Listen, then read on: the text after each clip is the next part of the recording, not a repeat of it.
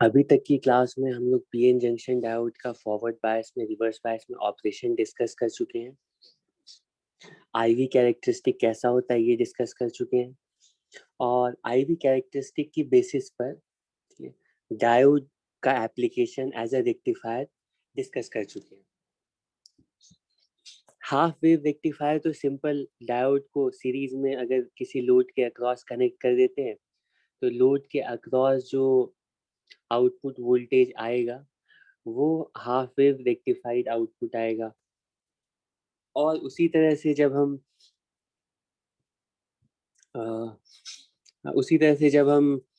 अ, दो डायोड्स के कॉम्बिनेशन को कुछ इस तरह से, ठीक है, ये लास्ट टाइम में मैंने फुल वेव रेक्टिफायर का सर्किट बनाया था, लेकिन लास्ट टाइम में जो सर्किट मैंने ड्रॉ किया था उसको यहाँ पे दिखाता हूँ। फुल वेव रेक्टिफायर सर्किट कुछ ऐसे ड्रॉ किया था कि ये फुल वेव रेक्टिफायर सर्किट है।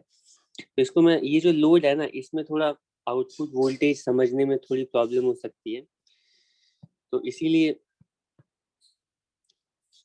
इसको, जो हमारा फुल वेव रेक्टिफायर है उसकी सर्किट को हम आसानी से, ठीक है, सिंपल फॉर्म में इस तरह से भी ड्रॉ कर सकते हैं। ये हमारा सोर्स है, ठीक है, एसी सोर्स है।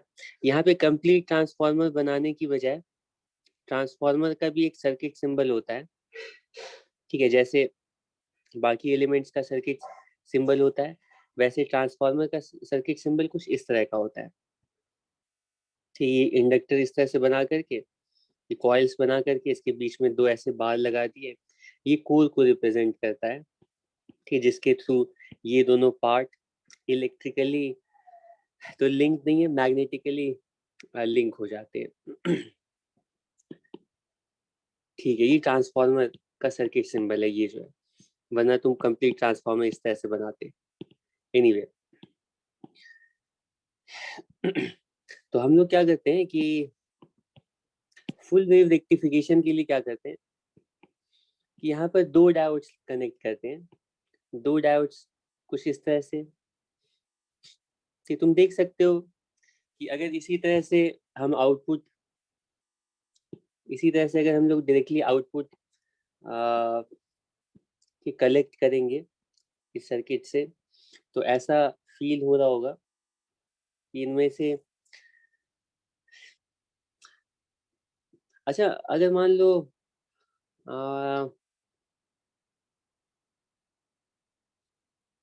लोड मान लो कुछ इस तरह से है, मान लो ये लोड है हमारा, ठीक है, बेस्ड है, और बोला जा रहा है कि लोड के अक्रॉस ये इनपुट है यहाँ पर, कि यहाँ से इन दोनों एंड्स के बीच में, इन दोनों पॉइंट्स के बीच में इनपुट वोल्टेज है और इन दोनों पॉइंट्स के बीच में आउटपुट वोल्टेज है।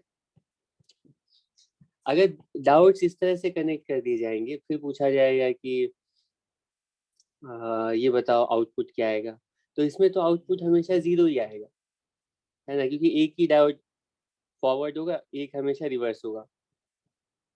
और अगर दोनों डायोड्स को, ये मान लो शॉर्ट सर्किट है, दोनों डायोड को इस तरह से पैरेलल में लगा करके रेजिस्टर के साथ कनेक्ट कर देते हैं, तो फिर से कोई फायदा नहीं है, क्योंकि, सॉरी, इसको मैंने सेम डायरेक्शन में कनेक्ट कर दिया। अगर इस तरह से मान लो दोनों डायोड्स के कनेक्ट कर देते हैं, ठीक, जैसे हाफ वेव रेक्टिफायर में हम एक डायोड कनेक्ट कर रहे थे, बिल्कुल हाफ वेव रेक्टिफायर का ही सर्किट है, सिर्फ उसमें एक दूसरा डायोड ऑपोजिट पोलैरिटी के साथ पहले डायोड के साथ पैरेलल में कनेक्ट कर देते हैं। तो ये दोनों ऑपोजिट पोलैरिटी के डायोड्स को पैरेलल में हम कनेक्ट करके सर्किट में इस तरह से लगा देते हैं, ठीक है। अब बोला जा रहा है आउटपुट क्या हुआ, तो इससे कोई चेंज नहीं आएगा। जब पॉजिटिव हाफ होगा तो ये वाला ऑन रहेगा, ये वाला ऑफ होगा, जब नेगेटिव हाफ होगा तो ये ऑन होगा, ये ऑफ हो जाएगा, और दोनों केसेस में ना ये शॉर्ट सर्किट हो जाएगा, ये पैरेलल ब्रांच शॉर्ट सर्किट।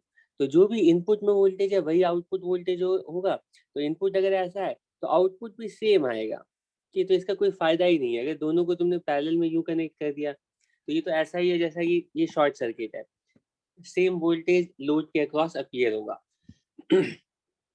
तो हम लोग करते क्या है, फुल वेव रेक्टिफिकेशन के लिए एक इंजीनियस टेक्निक यूज करते हैं। हम बोलते हैं कि हमारा आउटपुट पॉइंट तो ये है और लोड भी सेम है, ये आउटपुट पॉइंट है, ठीक है। यहाँ से आउटपुट हमें मिलेगा, ठीक है। और हमारा लोड यहाँ पे कनेक्टेड है, कि लोड हमारा इस तरह से कनेक्टेड है,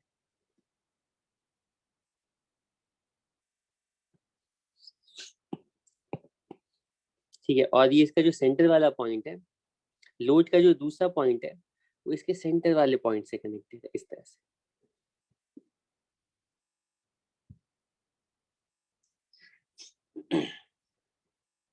ठीक है। अब ये पॉइंट एक्स है मान लो, या ए मान लो, या बी मान लो, ये पॉइंट ए है और ये पॉइंट बी है। आउटपुट का मतलब है हम कैलकुलेट कर रहे हैं वी ए बी।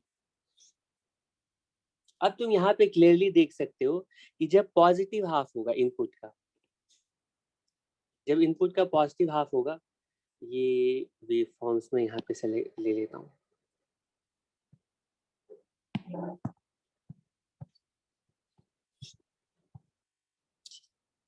इस सर्किट को देख करके तुम आसानी से गेस कर सकते हो कि आउटपुट वेव फॉर्म कैसा आना चाहिए। ये हमारा इनपुट है,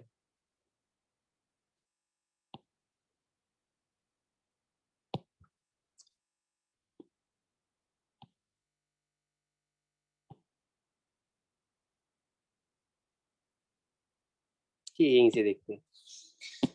हाँ, तो मैं ये कह रहा था कि जब पॉजिटिव हाफ होगा इनपुट, ठीक है, पॉजिटिव हाफ का मतलब है कि ये वाला हाई पर होगा और ये वाला लो पर होगा, ठीक है। तो ये जो नीचे वाला डायोड है ना, ये रिवर्स बायस ये ऑफ हो जाएगा, ठीक है। तो तुम देख सकते हो ए का पोटेंशियल अभी भी ज्यादा होगा और बी का पोटेंशियल अभी भी कम होगा, क्योंकि ए का वही पोटेंशियल होगा जो इस पॉइंट का पोटेंशियल होगा, क्योंकि डायोड फॉरवर्ड बायस हो गया है। और बी का पोटेंशियल वो इस पॉइंट का पोटेंशियल होगा, वो इससे कम ही होगा, ठीक है। तो लोड के अक्रॉस पॉजिटिव वोल्टेज आएगा, ठीक है। थोड़ा स्केल्ड वर्जन होगा ऑब्वियसली। जो भी वोल्टेज इन इन दोनों टर्मिनल्स के अक्रॉस जो भी वोल्टेज आएगा, उसका हाफ वोल्टेज इन दोनों पॉइंट के बीच में आएगा, लेकिन वो मैटर नहीं करता, हमें वेव फॉर्म हमारे लिए इम्पोर्टेंट है। बाकी उसका जो एम्पलीट्यूड है वो तो हम अपने से मॉडिफाई कर सकते हैं, ठीक है। अब जैसे ही नेगेटिव साइकिल आएगा तो तुम देखोगे नेगेटिव साइकिल में ये हाई हो गया, ये लो हो गया, तो नेगेटिव साइकिल में ये शॉर्ट सर्किट हो गया, ये ओपन सर्किट हो गया, ठीक है, ओपन सर्किट हो गया।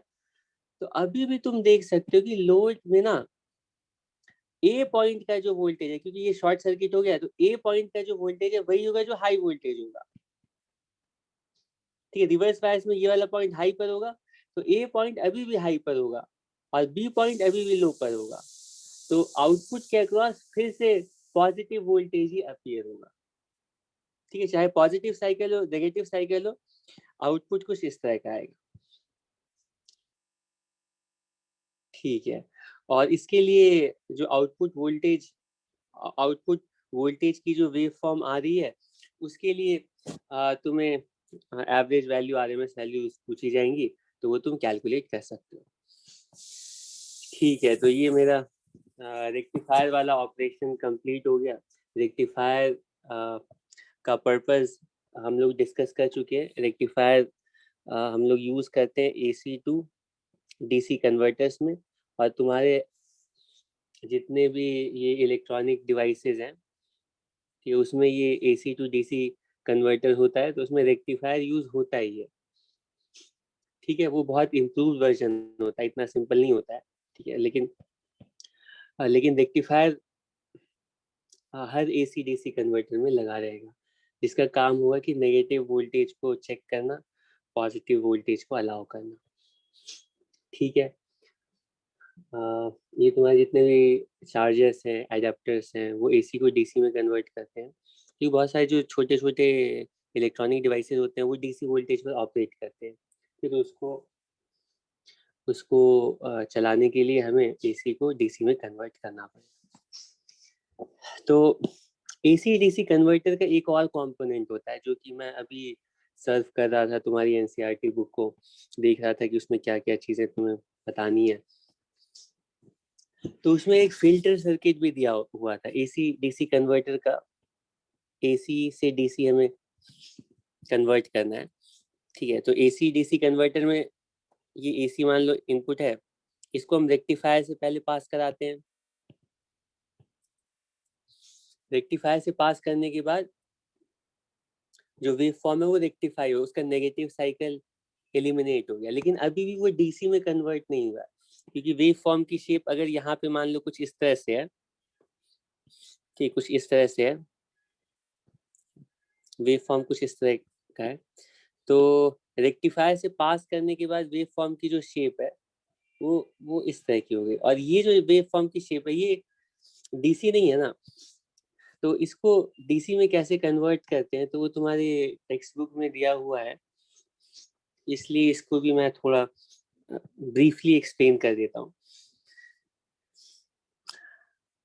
हम लोग एक फिल्टर कनेक्ट करते हैं, कि फिल्टर का मतलब क्या होता है, वो सब मैं एक्सप्लेन कर रहा हूँ अभी थोड़ी देर में, कि फिल्टर किस तरह से हम ये रेक्टिफाइड आउटपुट को हम लोग DC में, ऑलमोस्ट DC में कन्वर्ट करते हैं। तो ये हमारा रेक्टिफायर सर्किट है मान लो,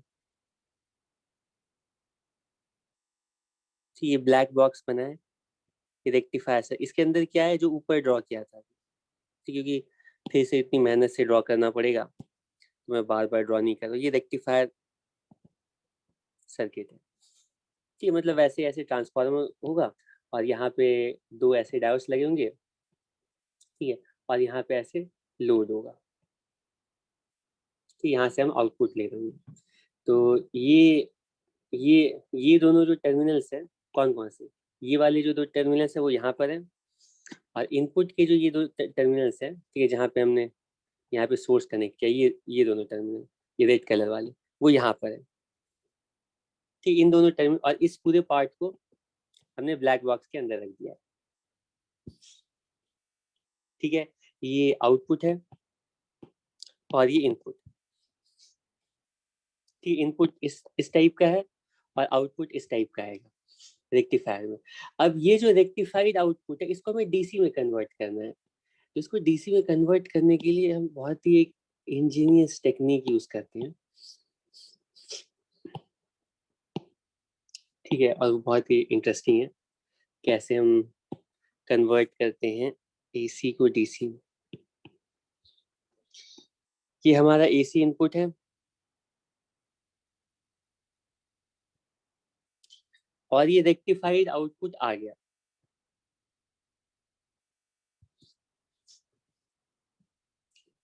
तो रेक्टिफाइड आउटपुट जो आया है इसको हम क्या करते हैं ना, यूज करते हैं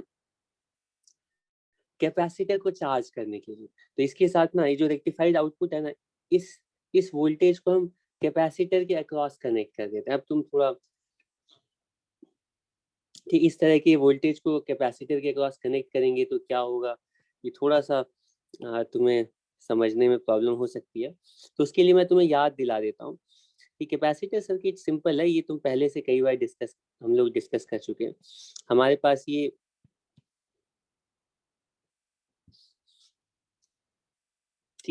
DC सर्किट है और इसका ऑपरेशन तुम्हें अच्छे से पता है, ठीक है, तुम बोलोगे कि स्टेडी स्टेट अचीव करने के बाद तो करंट 0 हो गया होगा, और ये जो कैपेसिटर है इसके अक्रॉस वोल्टेज की वैल्यू CV के इक्वल हो गई हो, सॉरी वोल्टेज की वैल्यू V के इक्वल, बैटरी की EMF के इक्वल वोल्टेज हो गया होगा, और चार्ज इस पे CV के इक्वल आ गया होगा, ठीक है।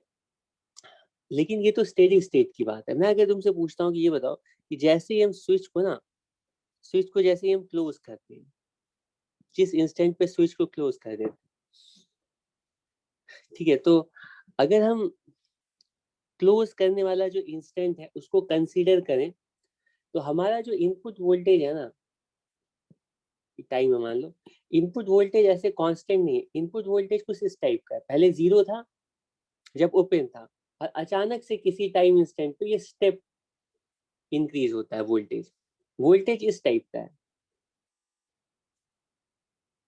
इनपुट वोल्टेज, ठीक है। अगर हमेशा इनफाइनाइट टाइम पहले भी वोल्टेज कांस्टेंट है और बाद में भी कांस्टेंट है, हमेशा अगर डीसी है तब तो हमें पता है कि डीसी का मतलब है कि इसके क्रॉस भी वोल्टेज उतना ही हो जाएगा और करंट जीरो होगा, ठीक है। लेकिन अगर हम स्विच ऑन करने वाला इंस्टेंट कंसीडर करें तो इनपुट वोल्टेज कुछ इस टाइप का है, ठीक है। और ऐसे इनपुट के करस्पॉन्डिंग कैपेसिटर के अक्रॉस जो वोल्टेज आएगा, कैपेसिटर के अक्रॉस चार्ज या वोल्टेज, क्योंकि कैपेसिटर के अक्रॉस जो चार्ज, कैपेसिटर के अक्रॉस जो वोल्टेज होता है वो क्यू बाई सी के इक्वल होता है, ठीक है। तो सी तो फिक्स है, तो कैपेसिटर के अक्रॉस जैसे चार्ज वैरी करेगा वैसे ही कैपेसिटर के अक्रॉस वोल्टेज वैरी करेगा, ठीक है। हम लोग डिस्कस कर चुके हैं। तो जैसे ही हम स्विच ऑन करेंगे तो उस टाइम में क्या होगा, जैसे ही स्विच ऑन करेंगे, ये हमारा टाइम एक्सिस है और इस एक्सिस पर मैं वोल्टेज प्लॉट करने जा रहा हूँ अक्रॉस कैपेसिटर। तो जब जीरो है तब तो कैपेसिटर पे कोई चार्ज नहीं है, जीरो। लेकिन जैसे ही हम स्विच क्लोज करेंगे तो t इक्वल जीरो पर इंस्टेंटली जैसे ही हमने स्विच क्लोज किया, जैसे ही हमने स्विच क्लोज किया एग्जैक्टली उस मोमेंट पे ना, क्योंकि ये कैपेसिटर कंप्लीटली डिस्चार्ज है, इसके पास चार्ज स्टोर करने की कैपेसिटी बहुत ज्यादा है, जितना चार्ज इस पे आएगा उतना चार्ज दूसरी प्लेट से निकल सकता है। तो ये बिहेव करेगा शॉर्ट सर्किट की तरह और सारा वोल्टेज रेजिस्टर पर आएगा, उस टाइम में मैक्सिमम करंट पास कर रहा होगा ई बाई आर के इक्वल, ठीक है। सारा वोल्टेज इधर जाएगा, लेकिन थोड़ा भी करंट जैसे ही पास किया ना कैपेसिटर चार्ज होने लगेगा और धीरे धीरे करंट डिक्रीज होने लगेगा, कैपेसिटर के अक्रॉस चार्ज बढ़ने लगेगा और कैपेसिटर का जो वोल्टेज का वेव फॉर्म है वो कुछ ऐसा होगा, ठीक। इसके अक्रॉस वोल्टेज बी के मतलब ईएमएफ के इक्वल हो जाएगा, ठीक है। लेकिन वो स्टेडी स्टेट में जाकर के, ठीक है, ये तुम लोगों को पहले से पता है। तो कैपेसिटर के अक्रॉस जो वोल्टेज है ना वो कुछ इस तरह से वैरी करेगा, ठीक है, कुछ इस तरह से वैरी करेगा, ठीक है। चलो ठीक है, ये सारी स्टोरी तो तुम्हें क्लियर है, लेकिन अभी ना मैं देखना चाहता हूँ कि ये सब ऑपरेशन तुम्हें कितने अच्छे से क्लियर है। तो मैं एक छोटा सा इसमें एक मॉडिफिकेशन ऐड करता हूँ, ठीक है। ये सेम सेम सर्किट है, सारी चीजें सेम है। अच्छा, ये कितनी तेजी से चार्ज होगा डिस्चार्ज होगा वो टाइम कांस्टेंट पर डिपेंड करेगा, और टाइम कांस्टेंट की वैल्यू आरसी के इक्वल है। आरसी की वैल्यू जितना ज्यादा होगी उतनी जल्दी से चार्जिंग होगी। आरसी की वैल्यू, सॉरी क्या बोल रहा हूँ, आरसी की वैल्यू जितनी ज्यादा होगी टाइम कांस्टेंट उतना ज्यादा होगा, चार्ज होने में उतना ज्यादा टाइम लगेगा, ठीक। ज्यादा टाइम का मतलब है कि स्लोली चार्ज होगा, ठीक है। टाइम कांस्टेंट ज्यादा है तो स्लोली चार्ज होगा, टाइम कांस्टेंट ज्यादा है तो ग्राफ कुछ इस तरह का आएगा, टाइम कांस्टेंट कम है इमीडिएटली ऐसे चार्ज होगा, ठीक है। कोई प्रॉब्लम नहीं है। यहाँ पे मैं लिख देता हूँ कि तुम लोग भूलो नहीं। ये है सोर्स के अक्रॉस, इसको मैं क्या लिखूँ, वोल्टेज सोर्स, और इसको लिखता हूँ वोल्टेज अक्रॉस कैपेसिटर, ठीक है। और एक काम करते हैं, ये जो टाइम इंस्टेंट है इसको लिख देते हैं T1, ये टाइम इंस्टेंट T1, ठीक है। T1 टाइम इंस्टेंट पर हमने पहली बार स्विच को क्लोज किया, उससे पहले ओपन था। मान लो स्टेडी स्टेट आ गया, ठीक है, स्टेडी स्टेट आ गया। अब स्टेडी स्टेट आ जाने के बाद, ठीक है, स्टेडी स्टेट आ जाने के बाद अगर हमें पूछा जा रहा है स्टेडी स्टेट आ जाने के बाद क्या पूछा जा रहा है, स्टेडी स्टेट आ जाने के बाद पूछा जा रहा है स्टेडी स्टेट पर ऑलमोस्ट वोल्टेज की वैल्यू सोर्स के इक्वल हो गई है। किसी T2 टाइम इंस्टेंट पर बोला जा रहा है हम फिर से ये जो स्विच है ना, स्विच को ओपन कर देते हैं। इस केस में क्या होगा बता सकते हो, बहुत ही इंटरेस्टिंग है। क्लोज किया था और T2 टाइम इंस्टेंट पे ओपन कर दिया, मतलब सोर्स वोल्टेज की जो वैल्यू है, सोर्स वोल्टेज की जो वैल्यू है किसी आगे जाकर के मान लो स्टेडी स्टेट आने के बाद, ये T2 टाइम इंस्टेंट है, यहाँ पे सोर्स वोल्टेज की वैल्यू जो है फिर से जीरो कर दी,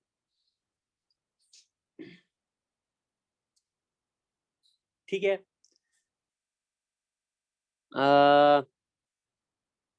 सोर्स वोल्टेज जीरो करने का मतलब है, ये मैंने गलत इसका सर्किट में जो इसको रिप्रेजेंट किया है वो थोड़ा गलत तरीके से किया है। एक सेकेंड, इसको मुझे थोड़ा सा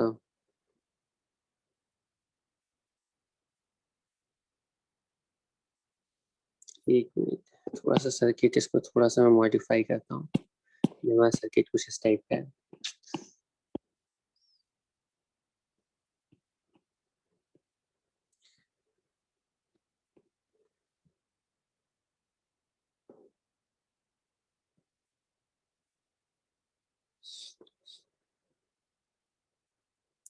तो ये ऐसे करके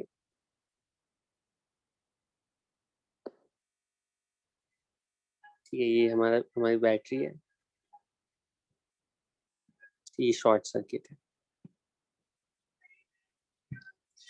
ठीक है, तो T1 टाइम इंस्टेंट पे हम यहाँ बैटरी से कनेक्ट कर रहे थे। पहले ओपन सर्किट था। ठीक है, तो ओपन सर्किट की वजह से वोल्टेज 0 था। ठीक, क्योंकि चार्ज नहीं था उस टाइम पे, सोर्स वोल्टेज ठीक उस टाइम पे चार्ज नहीं था, तो कैपेसिटर के अक्रॉस वोल्टेज 0 था। सोर्स वोल्टेज कितना था, तो वोल्टेज उस टाइम में हमने अप्लाई ही नहीं किया था। ये T1 टाइम इंस्टेंट है। और उसके बाद क्या किया, फिर T2 टाइम इंस्टेंट पे ये जो एरो है ना, उसको यहाँ ले शॉर्ट सर्किट कर दिया, यानी कि सोर्स वोल्टेज अब 0 कर दिया। ठीक है, तो अब जो वेव फॉर्म आएगा कुछ ऐसा।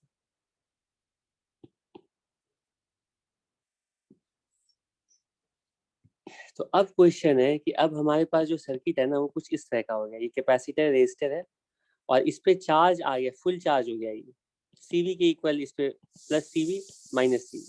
तो इसके बाद वोल्टेज अभी V के इक्वल है। ठीक है, और इसको हमने शॉर्ट सर्किट कर दिया।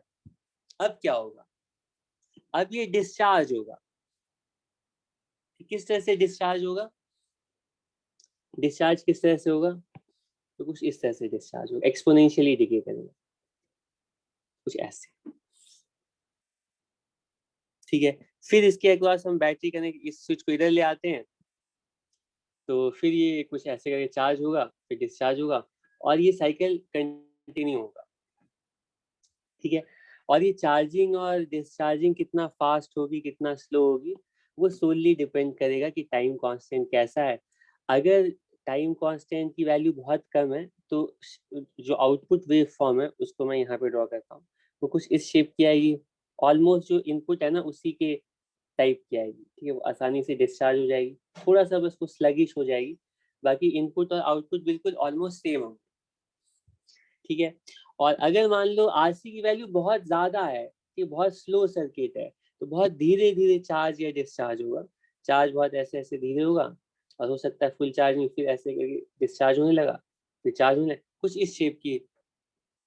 कैपेसिटर के अक्रॉस जो वोल्टेज है, ठीक, RC के अक्रॉस जो सॉरी कैपेसिटर के अक्रॉस जो वोल्टेज है, वो कुछ इस टाइप का हो। ठीक है, ठीक है, अगर ये तुम्हें याद है तो हम ये रेक्टिफायर के बाद हम कैसे रेक्टिफाइड आउटपुट को कंप्लीट DC वोल्टेज में कन्वर्ट करते हैं, उसको थोड़ा बहुत तुम्हें समझने में अब आसानी होगी। हम क्या करते हैं, रेक्टिफायर का जो आउटपुट है उसको हम डायरेक्टली कनेक्ट कर देते हैं। ठीक है, ये कैपेसिटर से,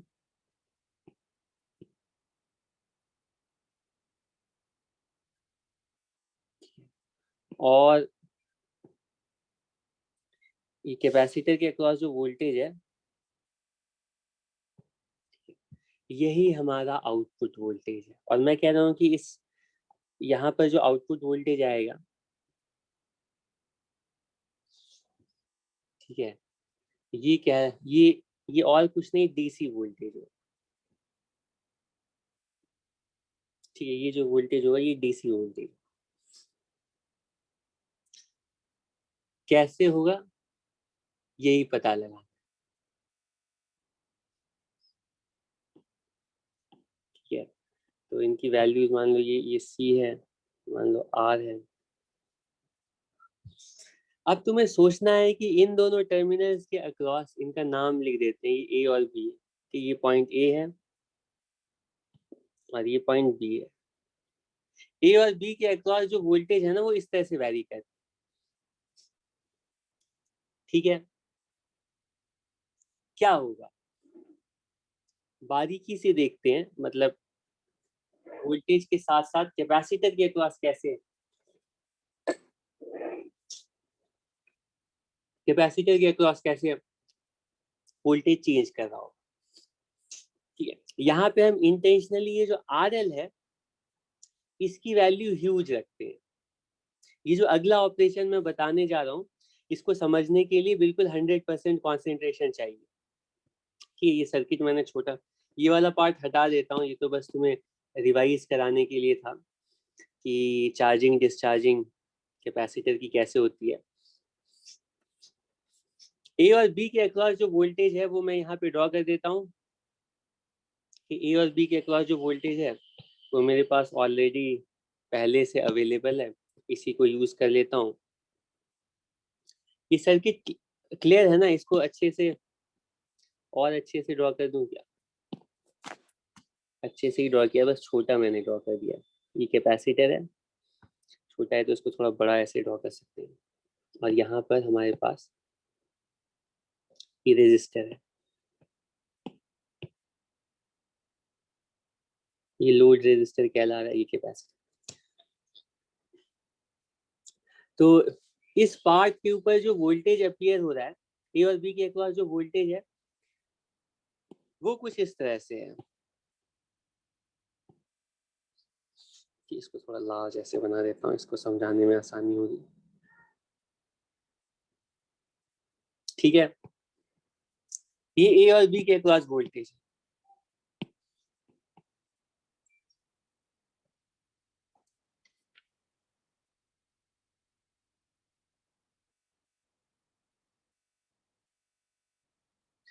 ठीक है, अब थोड़ा तुम सोचो कि ये ए और बी के अक्रॉस ना ऐसे वोल्टेज ऐसे मैं सोर्स बना देता हूँ। तो एक्चुअली ये मान लो ये रेक्टिफाइड, इसको ऐसे बनाना सही नहीं है, ये तो AC को रिप्रेजेंट कर रहा है, इसको ऐसे बना देता हूँ। हालांकि ऐसा कोई सिंबल नहीं है लेकिन मैं बना देता हूँ ऐसे कर। ये रेक्टिफाइड सोर्स है, तो इसको मैंने डायरेक्टली कैपेसिटर के साथ और एक रेजिस्टर के साथ ऐसे पैरेलल में कनेक्ट कर दिया। ठीक है, तो क्या होगा,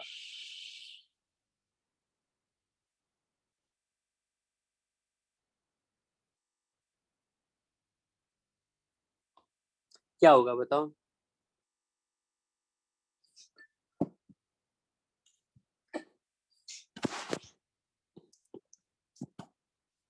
दो चीजें पॉसिबल हैं।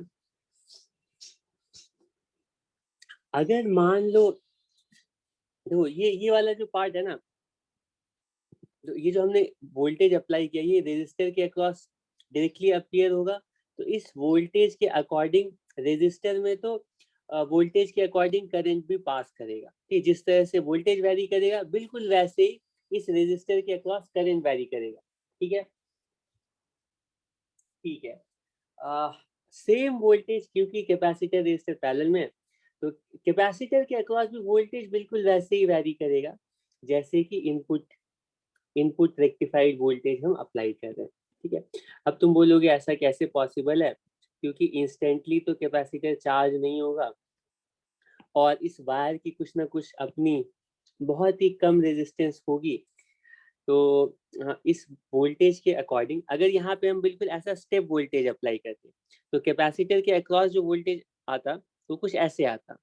ठीक है, क्योंकि ये R की वैल्यू बहुत कम है, ये कंडक्टिंग वायर है ना, तो RC की वैल्यू बहुत कम है, तो बहुत इमीडिएटली ऐसे करके चार्ज हो जाएगा। ठीक है, अगर यहाँ पे ऐसा स्टेप वोल्टेज हम डालते तो, लेकिन अब स्टेप वोल्टेज नहीं डालना, थोड़ा साइनसॉइडल टाइप पे डाल लें।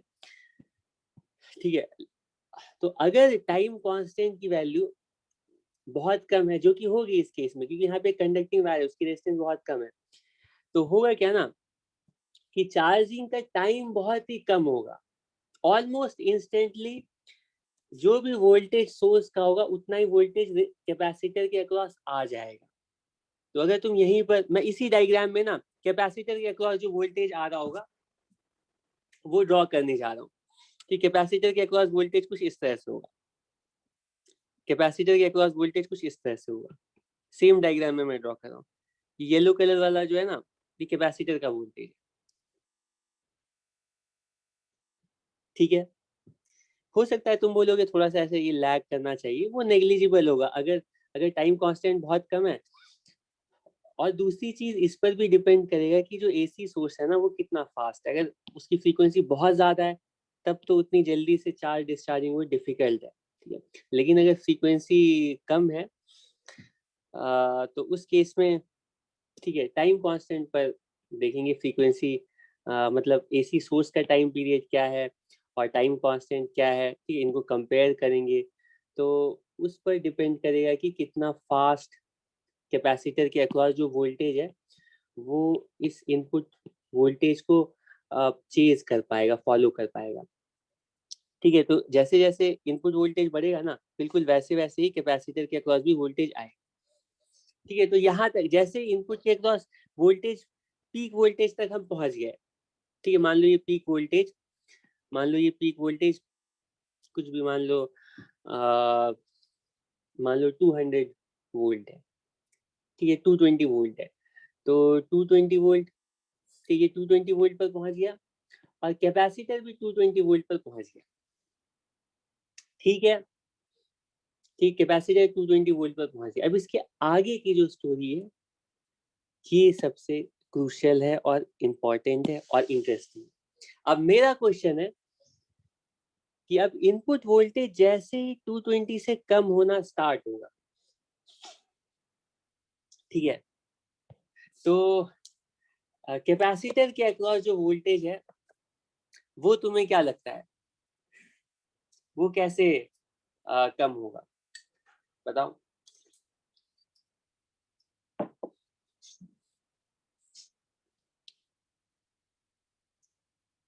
क्या होगा उसके बाद?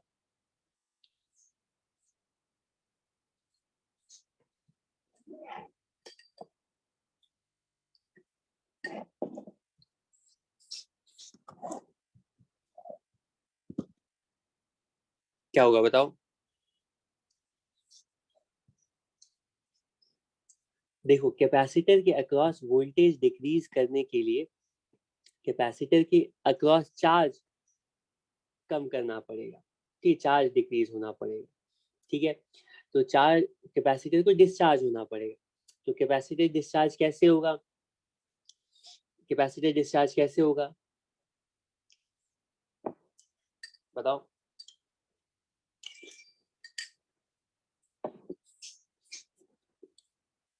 तो होता क्या है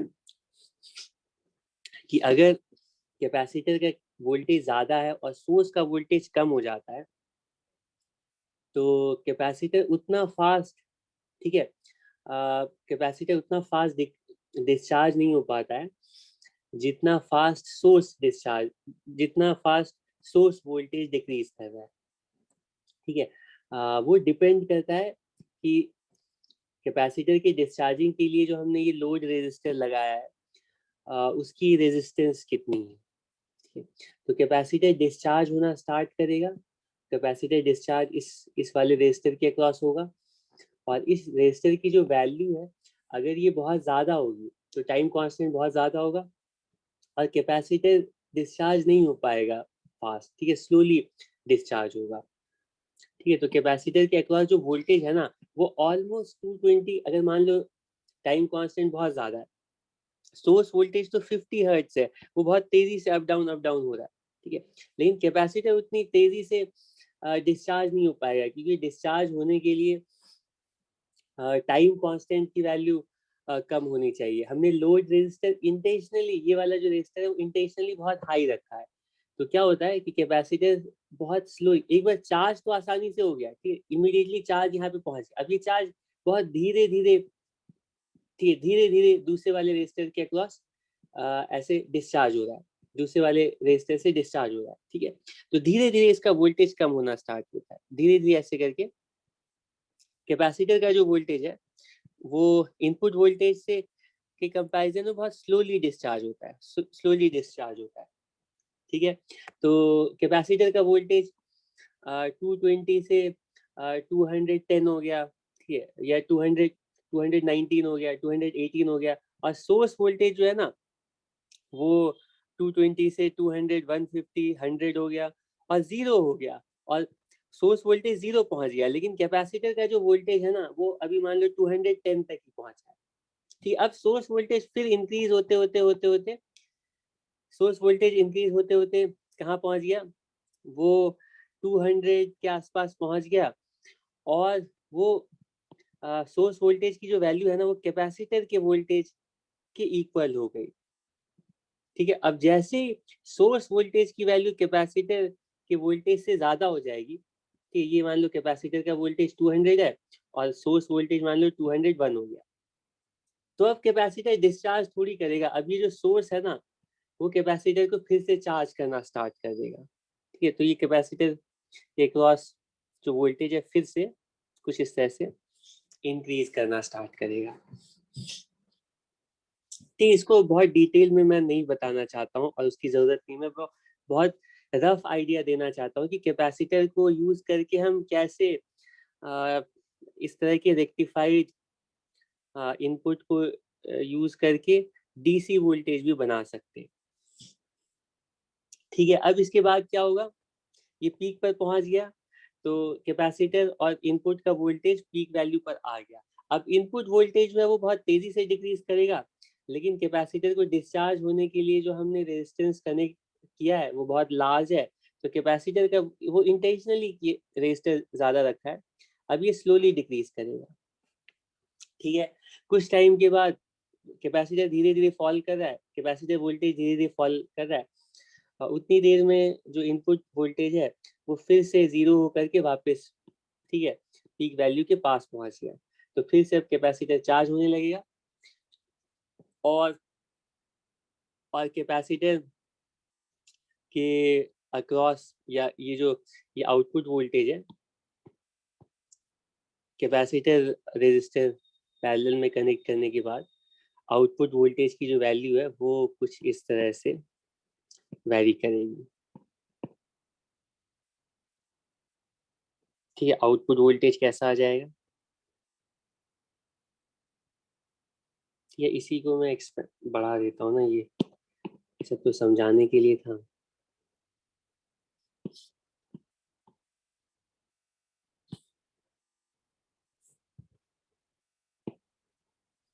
ठीक है, तो ये आउटपुट वोल्टेज है VO, और इनपुट वोल्टेज तुम्हारा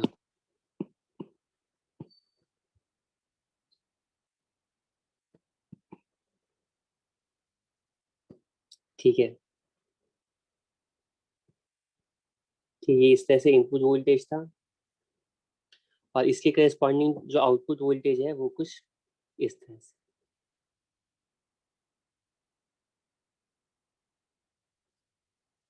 ठीक है, तो आउटपुट वोल्टेज को सिर्फ देखोगे तो कुछ इस तरह से,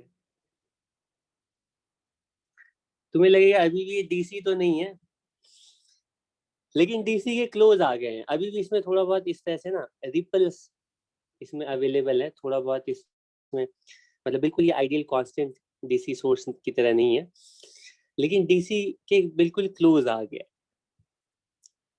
ठीक है, तो इसके बाद हम इसमें एक और एलिमेंट लगाते हैं, और वो कहलाता है वोल्टेज वोल्टेज रेगुलेटर।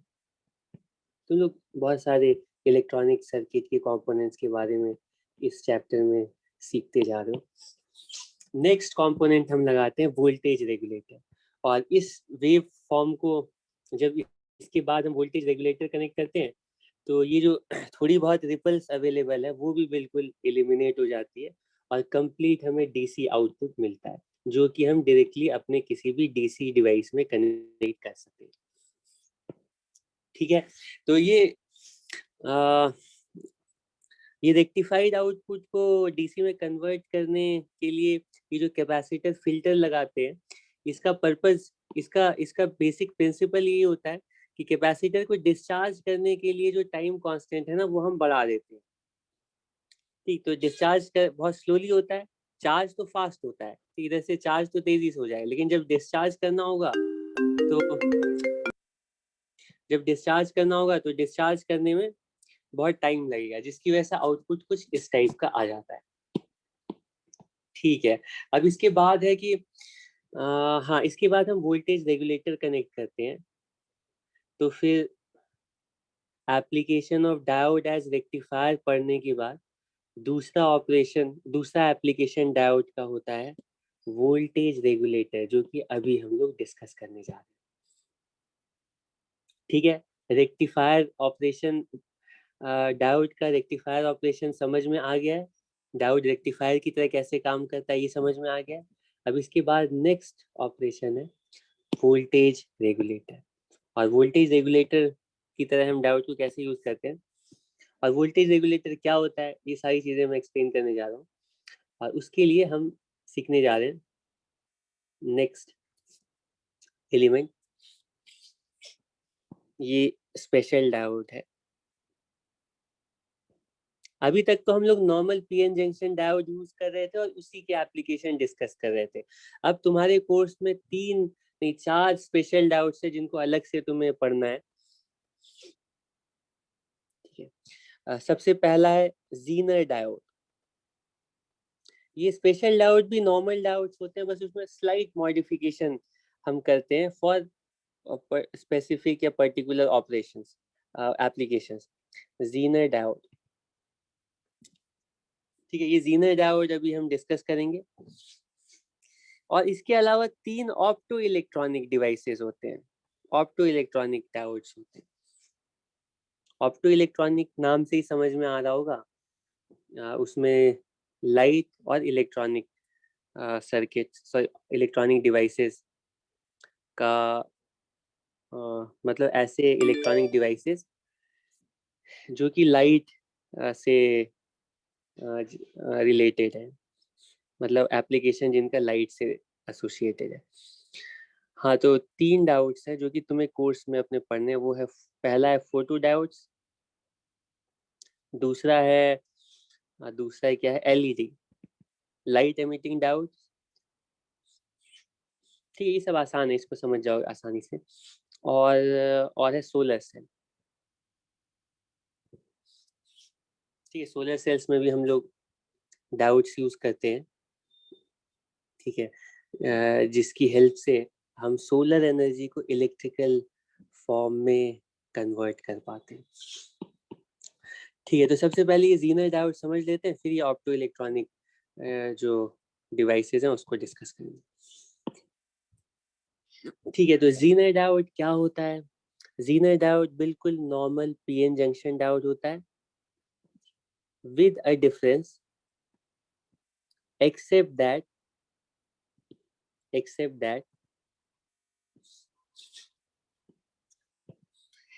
कि जीनर डायोड के अंदर ना हम पी साइड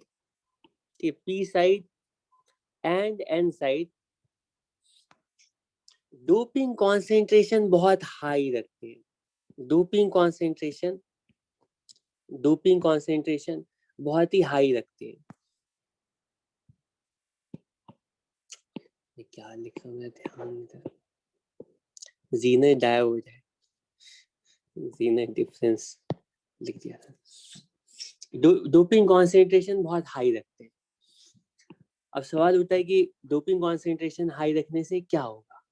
ठीक है, तो ये मैं पिछली बार भी तुम्हें एक्सप्लेन किया था, तुम्हें अभी भी याद होना चाहिए कि किसी भी मटेरियल के लिए, ठीक है, अगर हम पीएन जंक्शन डायोड फॉर्म करते हैं तो उस मटेरियल के अकॉर्डिंग, मतलब उस पर्टिकुलर सेमीकंडक्टर मटेरियल के अकॉर्डिंग बैरियर पोटेंशियल होगा। सिलिकॉन के लिए बैरियर पोटेंशियल 0.7 वोल्ट होता है। ठीक है, तो तुम सिलिकॉन का पीएन जंक्शन डायोड अगर फॉर्म करोगे तो डिप्लीशन मतलब डिप्लीशन जोन के अक्रॉस बैरियर पोटेंशियल की वैल्यू 0.7 वोल्ट ही आनी है। ठीक है, तो मैंने तुम्हें बताया था कि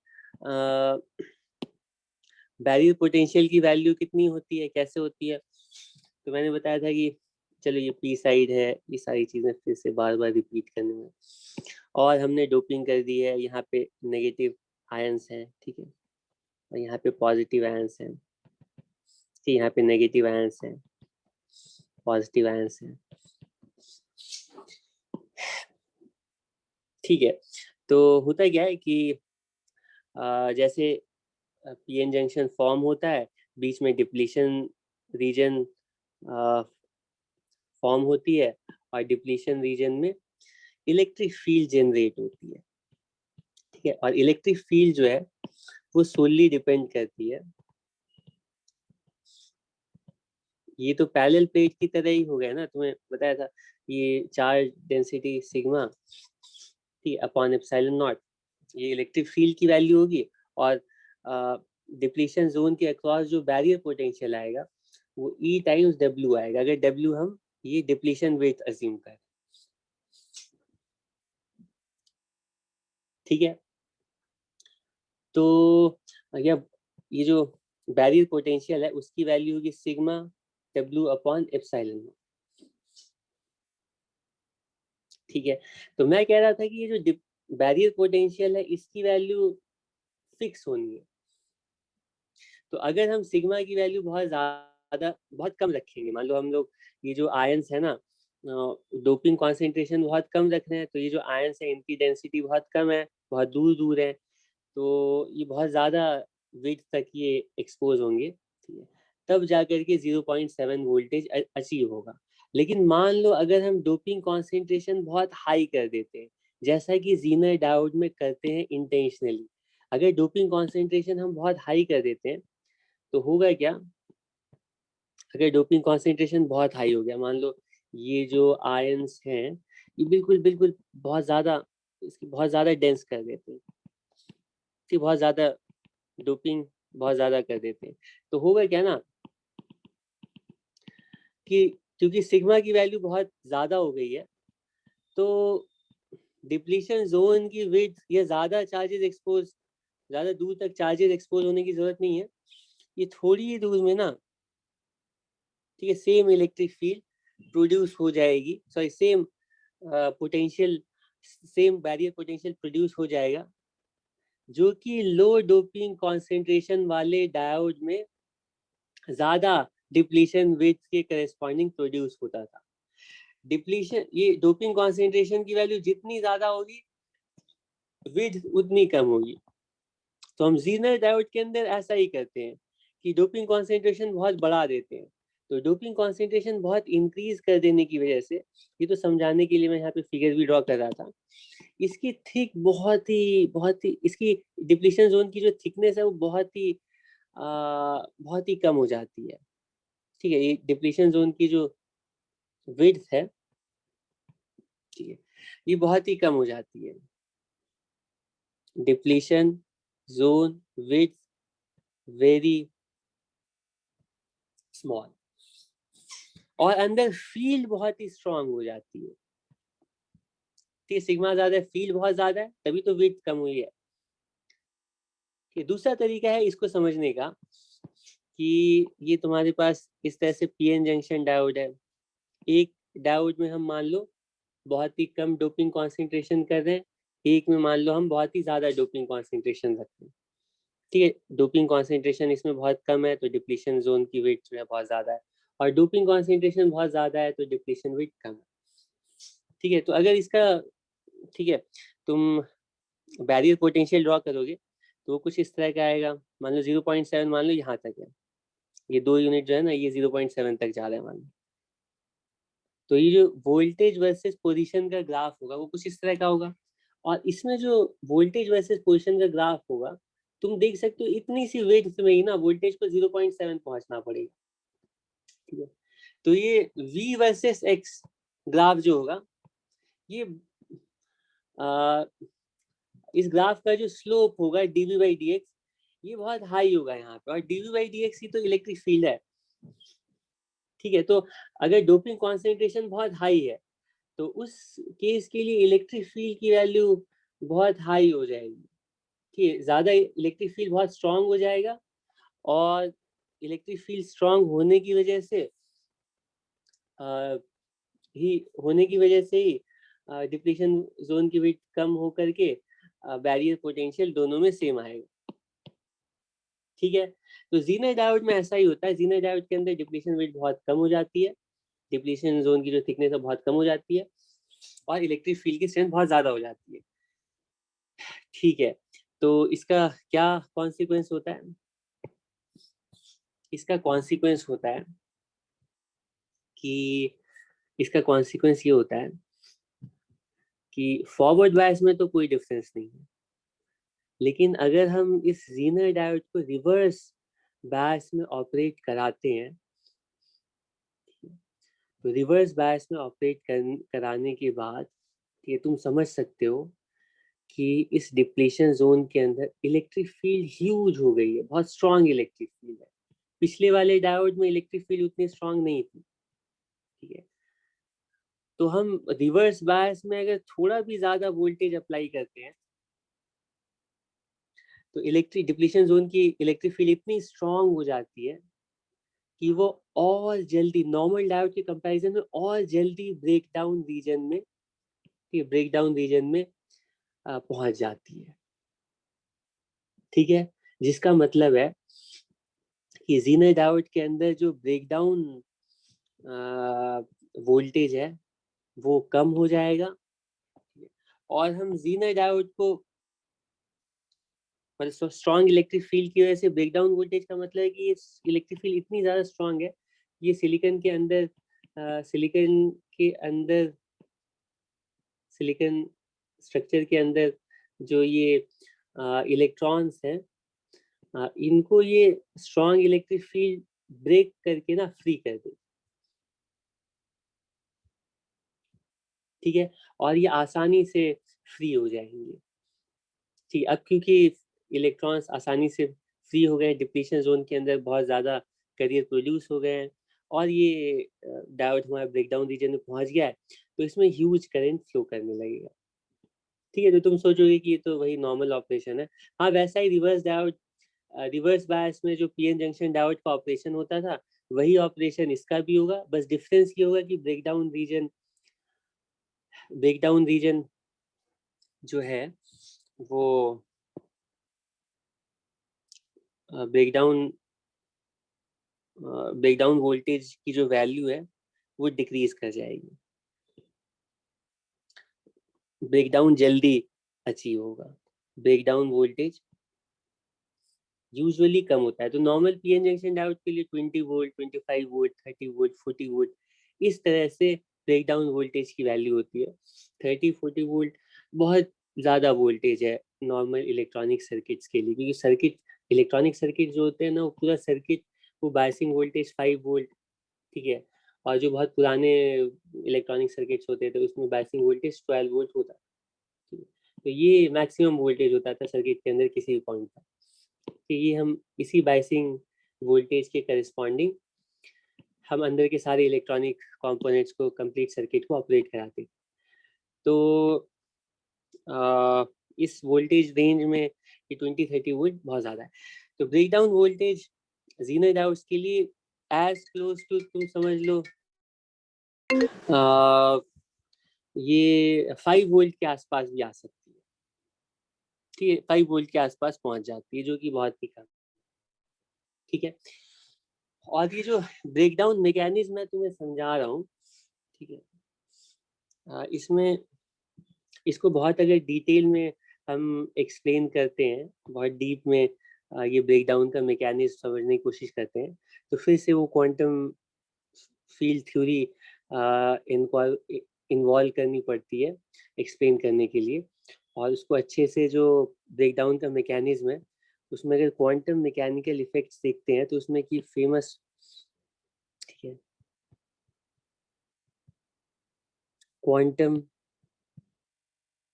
टनलिंग इफेक्ट होता है, जिसकी वजह से ये ब्रेकडाउन, ठीक है, हो रहा है आसानी से।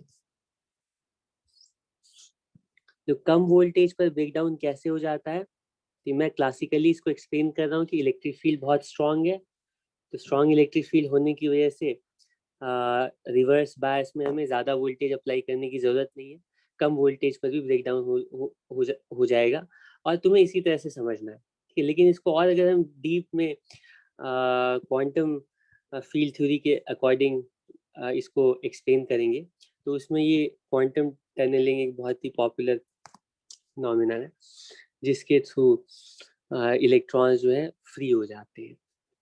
ठीक है, बॉन्ड से इलेक्ट्रॉन्स फ्री हो रहे हैं क्वांटम टनलिंग इफेक्ट की वजह से। क्वांटम टनलिंग इफेक्ट, इसको वैसे मुझे समझाना नहीं चाहिए, इससे कंफ्यूजन हो सकता है। होता है क्या ना, जैसे इसको समझाने के लिए मैं इस तरह से बोलता हूँ, इसे तुम्हें समझ में नहीं आएगा, बस थोड़ा बहुत आइडिया लगेगा। ठीक, तुम्हें समझाना पर्पस भी नहीं है, मैं इस तरह से मान लो ऐसे करके हमारे पास इलेक्ट्रॉन्स जो बॉन्ड के अंदर ऐसे फ्री होते हैं ना, उसको अगर एनर्जी डायग्राम, इलेक्ट्रॉन को एनर्जी डायग्राम में देखोगे तो ये इलेक्ट्रॉन हमारे यहाँ पर है। ये इस तरह से सोचो, हमारे पास ये वैली है और ऐसे करके माउंटेन है और फिर ऐसे दूसरी वैली है। ठीक है, यहाँ पे अगर आ गया मार्बल हमारा तो वो कम्प्लीटली फ्री हो गया। ठीक है, और मार्बल हमारा यहाँ पर है। ठीक है, तो हम रिवर्स बायस अप्लाई करके इतनी एनर्जी देते हैं ना कि वो यहाँ तक पहुंच जाए मार्बल, बाकी वो फिर फ्री हो जाता है। ठीक, ये बैरियर पोटेंशियल है। ठीक है, इतनी एनर्जी हमें सप्लाई करनी पड़ती है। बैरियर पोटेंशियल नहीं, बैरियर मतलब उस सेंस में मैं डिप्लीशन जोन की बैरियर पोटेंशियल के सेंस में नहीं कह रहा हूँ, मैं इलेक्ट्रॉन के लिए बैरियर पोटेंशियल कह रहा हूँ। ठीक है, इसको क्रॉस करने के लिए ये वाला जो पोटेंशियल है, इतनी एनर्जी होनी चाहिए। ठीक है, तो होता क्या है कि हाँ, तो नॉर्मली तो तुम्हें इतनी एनर्जी देनी पड़ती है। ठीक है, तुम्हें एक्सटर्नल सोर्स से इतनी एनर्जी देनी पड़ती है, तब ये इलेक्ट्रॉन एनर्जी लेकर के फ्री होता है। लेकिन जब डिप्लीशन विड्थ बहुत कम हो जाती है, ठीक है, विड्थ अगर बहुत कम हो जाती है तो इतने कम विड्थ में जो ये बैरियर पोटेंशियल, यहाँ पे हमारा इलेक्ट्रॉन है, इसको यहाँ पर आना है। ठीक है, तो होता है क्या है कि जब विड्थ बहुत कम हो जाती है तो ये जो इलेक्ट्रॉन है ना, इस बैरियर पोटेंशियल को क्रॉस कर लेता है टनलिंग के थ्रू, विदाउट मतलब इतनी एनर्जी ऑक्यूपाई की विदाउट वो डायरेक्टली, यहाँ से हम बोलते हैं कि वो ठीक क्वांटम टनलिंग के थ्रू डायरेक्टली वो यहाँ से ठीक फ्री हो गया। ठीक है, ये बहुत ही स्ट्रेंज फिनोमिनन है, ये क्लासिकल बेसिस पे हम इसको एक्सप्लेन नहीं कर सकते। ठीक है, और ये बहुत ही एक्साइटिंग, इंटरेस्टिंग ठीक है कॉन्सिक्वेंस है क्वांटम मैकेनिक्स का। लेकिन वो तुम्हें ज्यादा नहीं सोचना है। यहाँ पर तुम्हें जीनर डायोड के लिए तुम्हें पहली चीज समझनी है कि इसमें डोपिंग कॉन्सेंट्रेशन हाई करते हैं, जिसकी वजह से इलेक्ट्रिक फील्ड ज्यादा हो जाती है, जिसकी वजह से ब्रेकडाउन वोल्टेज कम हो जाता है। ठीक है, डिप्लीशन जोन की वेट कम हो गई, इलेक्ट्रिक फील्ड ज्यादा हो गया और ब्रेकडाउन वोल्टेज कम हो गया। ठीक है, लेकिन जीनर डायोड की एक और स्पेशलिटी है कि हम लोग जीनर डायोड इस तरह से मैन्युफैक्चर करते हैं कि ब्रेकडाउन रीजन में जाने के बाद भी हमारा जो हमारे हमारे जो पीएन जंक्शन का जो स्ट्रक्चर है ना, वो अभी भी इंटैक्ट है। ठीक, वो अभी भी, अनलेस कि हम बहुत ज्यादा रिवर्स बायस वोल्टेज अप्लाई कर दें। तो ब्रेकडाउन वोल्टेज जैसे 5 वोल्ट ब्रेकडाउन वोल्टेज है, तो 6 वोल्ट तक गए हैं, 7 वोल्ट तक गए हैं, 8 वोल्ट तक गए हैं। ठीक है, तो उसके बाद वोल्टेज जब कम कर देते हैं तो फिर से ये जो पीएन जंक्शन डायोड है ये रीयूजेबल है। ठीक है, डिस्ट्रॉय नहीं हुआ है, इसको हम फिर से यूज कर सकते हैं। ठीक है, नॉर्मल डायोड्स के साथ क्या होता है कि रिवर्स बायस में एक बार अगर तुमने ब्रेकडाउन क्रॉस कर दिया, ब्रेकडाउन वोल्टेज क्रॉस कर दिया, अब ये पीएन जंक्शन डायोड रहा ही नहीं, ये कंडक्टर बन गया, इसमें बहुत सारे होल्स और इलेक्ट्रॉन क्रिएट हो गए और इसका स्ट्रक्चर ही कोलैप्स कर गया है। इनफैक्ट इसमें हाई करंट फ्लो करने की वजह से मेल्ट कर गया है, तो इतनी ज्यादा हीट प्रोड्यूस हुई है। ठीक है, लेकिन ऐसा इसमें नहीं होता है। ठीक है, हम लोग इसी तरह से जीनर डायोड को मैन्युफैक्चर ही करते हैं। उसको फिर से अगर तुम क्वेश्चन करोगे कि ऐसा क्यों होता है, अगर अगर इलेक्ट्रॉन्स फ्री हो गए हैं तो स्ट्रक्चर क्यों नहीं कोलैप्स हो रहा है, बॉन्ड्स ब्रेक हो गए हैं तो स्ट्रक्चर कोलैप्स होना चाहिए, ऐसा नहीं है। बॉन्ड ब्रेक होने के साथ स्ट्रक्चर कोलैप्स होने का मतलब है कि बहुत ज्यादा अगर बॉन्ड्स ब्रेक हो जाए इस तरह से कि मतलब बॉन्ड है और इसमें से इलेक्ट्रॉन सिर्फ फ्री हो गए, तब स्ट्रक्चर कोलैप्स नहीं होगा। ठीक, अगर बॉन्ड्स ही कंप्लीटली ब्रेक कर गए हैं, और ब्रेक करने के लिए ना यहाँ पे इतनी स्पेस होनी चाहिए कि इलेक्ट्रॉन्स एक्सेलरेट करके दूसरे इलेक्ट्रॉन्स को नॉकआउट कर रहे हो, अवलांच मैकेनिज्म यहाँ पे साथ साथ ठीक है, एक्शन में हो, तो फिर इसके पूरे स्ट्रक्चर के कोलैप्स होने के चांसेस होते हैं। वरना ये जीनल मैकेनिज्म में सिर्फ अगर इलेक्ट्रॉन्स बाहर निकल रहे हैं तो स्ट्रक्चर की हो सकता है कि ठीक है अभी इंटैक्ट है और उसको हम रीयूजेबल बना सकते हैं। एनीवे वो मैं थोड़ा हिंट दे रहा था कि कैसे रीयूजेबल ये जीनल डायोड रह सकता है। इसकी तीसरा तीसरा पॉइंट तुम्हें याद रखना है कि ये इसको ऐसे लिख सकते हैं, इट डजंट, ये इसको लिख देते हैं can be used in, can be reused in breakdown region. ठीक है, ठीक है। तो क्योंकि जीनर डायोड स्पेशल डायोड है तो इसके ये नॉर्मल डायोड की तरह इसका सर्किट सिंबल भी नॉर्मल डायोड की तरह होता है। बस इसमें इसको जीनर डायोड इसको डिस्टिंग्विश करने के लिए हम क्या करते हैं, यहाँ पे ना ऐसे Z बना देते हैं, इसको ऐसे करके यूं कर देते हैं, ठीक है, या ऐसे ऐसे कर देते हैं, ये जीनर डायोड। ठीक है, नॉर्मल डायोड ये स्ट्रेट बार होगा और ये थोड़ा सा ऐसे इस तरह से, ठीक इस तरह से कर्ल हो गया, इस तरह से एंगल पर ड्रॉ कर दिया है, तो ये जीनर डायोड का सिंबल। और जीनर डायोड की स्पेशलिटी यही है कि हम इसको रिवर्स बायस में यूज करें। ठीक है, तो इसके लिए अगर तुम्हें इसके लिए अगर हमें वी आई कैरेक्टरिस्टिक ड्रॉ करने को कहा जाए तो V I characteristic PN junction diode जैसा ही होगा। ठीक है, विद ए डिफरेंस कि इसका जो ब्रेकडाउन रीजन है वो थोड़ा पहले आ जाए, बस, और तो कोई डिफरेंस नहीं होगा ना। तो हम जैसे V I characteristic normal diode का बनाते थे ऐसे ही यहाँ पर भी बनाएंगे। ठीक है, यहाँ पे ये नेग्लिजिबल करंट शो करेगा। तो नॉर्मल डायोड के लिए हम बोलते थे ये ब्रेकडाउन रीजन बहुत बाद में आएगा, लेकिन जीनर डायोड के लिए तो कुछ थोड़ा पहले ही आ जाएगा। और यहाँ पे स्केल थोड़ा सा मैं ऐसे कर देता हूँ, ठीक है, कि ये 0.7 है तो इसको ऐसे बनाना पड़ेगा वरना हमें। ठीक है, और ये जो वोल्टेज है इसको हम बोलते हैं जीनर वोल्टेज। ब्रेकडाउन वोल्टेज या जीनर वोल्टेज वो एक ही बात है। ठीक है, ठीक है। तो फॉरवर्ड बायस में तो हमें पता ही है, जीनर डायोड्स की स्पेशलिटी है रिवर्स बायस। तो अब मेरा क्वेश्चन है कि रिवर्स बायस में अगर हम जीनर डायोड को, ठीक है, रिवर्स बायस में अगर जीनर डायोड को मान लो हम, अच्छा, जीनर, ये जीनर वोल्टेज की वैल्यू कितनी होगी, ये टोटली डिपेंड करेगी कि हमने मैन्युफैक्चर कैसे किया, मतलब उसमें डोपिंग कॉन्सेंट्रेशन वगैरह और उसका साइज शेप स्ट्रक्चर कैसा रखा है उस पर डिपेंड करेगा।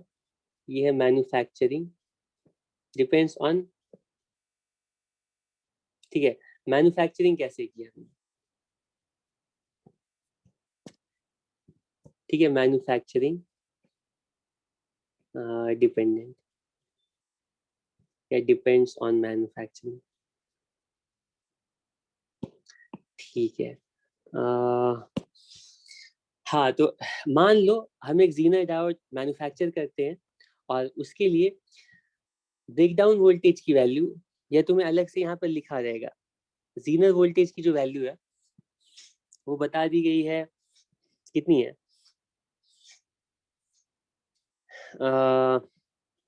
मान लो 10 वोल्ट है। ठीक है, तो अब मुझे बताना कि अगर हम ऐसा मान लो इस जीनर इस जीनर डायोड को ना, हम, ये जीनर डायोड है हमारा, इसको रिवर्स बायस में हम ठीक कनेक्ट करते हैं।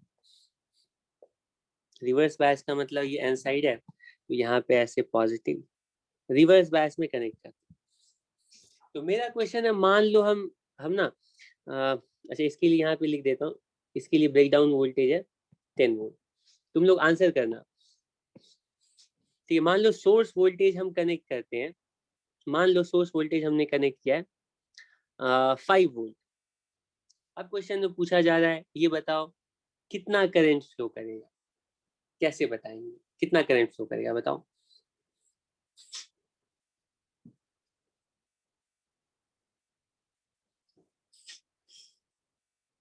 बताओ। यहाँ पे रेजिस्टेंस भी लगा देता हूँ, चलो तुम्हारे लिए। इस रेजिस्टेंस की वैल्यू मान लो है 10, इसको 100।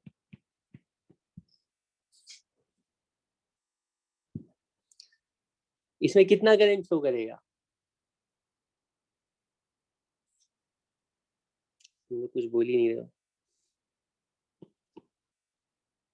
देखो, जब तक रिवर्स बायस में डायोड के अक्रॉस ब्रेकडाउन वोल्टेज नहीं अपीयर हो रहा है, मतलब ये वैल्यू 10 वोल्ट है, ठीक है। 10 वोल्ट से पहले पहले हम कुछ भी वोल्टेज अप्लाई करेंगे रिवर्स बायस में, तो इसके अक्रॉस करंट नहीं फ्लो करेगा। वोल्टेज कुछ भी हो सकता है, 10 से कम अगर कुछ भी वोल्टेज अप्लाई कर रहे हैं जीना डायोड के अक्रॉस, तो इसमें करंट जीरो फ्लो करेगा, नेग्लिजिबल करंट फ्लो करेगा। ये ओपन सर्किट की तरह बिहेव करेगा, ठीक। इसका मतलब अगर तुम्हें बोला गया सोर्स हमने यहाँ पे 5 वोल्ट कनेक्ट किया है, तो हम बोलेंगे कि ये जीनर वोल्टेज कितना है, 10 वोल्ट। तो ये 10 वोल्ट से कम अगर वोल्टेज है तो ये कोई करंट अलाउ नहीं करेगा, इसमें जीरो करंट फ्लो करेगा, ठीक है। करंट जीरो का मतलब ये 5 वोल्ट जो है ना, सारा वोल्टेज अपीयर हो रहा है इस डायोड के अक्रॉस, और क्योंकि ये ओपन सर्किट हो गया है, और रेजिस्टर के अक्रॉस जीरो वोल्टेज, ठीक है। सिंपल है स्टोरी। वोल्टेज बढ़ाते जाते हैं, ठीक। क्या होगा? वोल्टेज की वैल्यू 6 वोल्ट, 7 वोल्ट, ठीक है, 8 वोल्ट, ठीक है। वोल्टेज मान लो 9 वोल्ट कर दिया, सोर्स वोल्टेज 9 वोल्ट है, यहाँ तक आ गए, ठीक। अभी भी 9 वोल्टेज, अगर 9 वोल्ट भी अप्लाई किया है रिवर्स बायस में, तो हमारा डायोड रिवर्स बायस रीजन में है, और ये ब्रेकडाउन जोन एंटर नहीं किया है, तो रिवर्स बायस का मतलब ये कोई करंट अलाउ नहीं करेगा, तो अभी भी करंट जीरो होगा, और सारा वोल्टेज जीनर डायोड के अक्रॉस ही अपीयर होगा, ठीक है। ठीक है।